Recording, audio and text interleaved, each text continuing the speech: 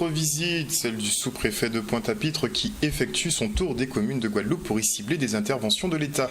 Reçu par le maire d'Anse Bertrand, il a été interpellé sur les problèmes de sécurité, la coordination de la police municipale ou encore la réhabilitation de la décharge municipale. On débraie avec ce reportage de Michel Héracli. Nous avons eu la visite de monsieur le sous-préfet de Pointe-à-Pitre pour faire le point sur les principaux dossiers de la commune d'Anse Bertrand.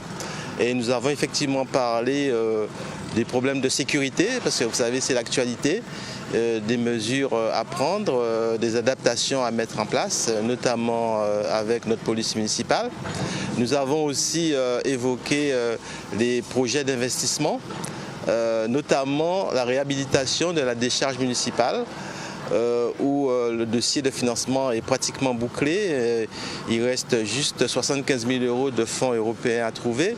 Mais compte tenu que l'Agence française de développement, que cette banque accepte de nous accompagner, nous allons solliciter le financement de notre quote-part communale qui est de 59 000 € et aussi un préfinancement des fonds européens que nous allons pouvoir rembourser par anticipation. Ce sont des visites que je fais dans les communes, les communautés de communes, communautés d'agglomération, à raison d'un déplacement environ tous les 2 mois, pour voir concrètement sur le terrain ce que sont les priorités des collectivités et voir comment l'État peut accompagner au mieux les projets qui sont mis en œuvre au niveau local. C'est très important et je tiens à remercier d'ailleurs le préfet, enfin la préfecture, monsieur le sous-préfet, pour l'aide précieuse qui nous apporte sous ce chantier par exemple de Macaille.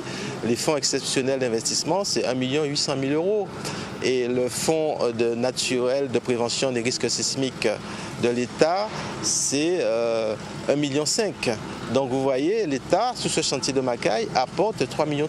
C'est très important. Je crois que les communes ont besoin de l'accompagnement de l'État et l'État a aussi besoin d'avoir cette lisibilité, ce contact permanent avec les élus pour voir comment avancent les projets et comment on peut les favoriser.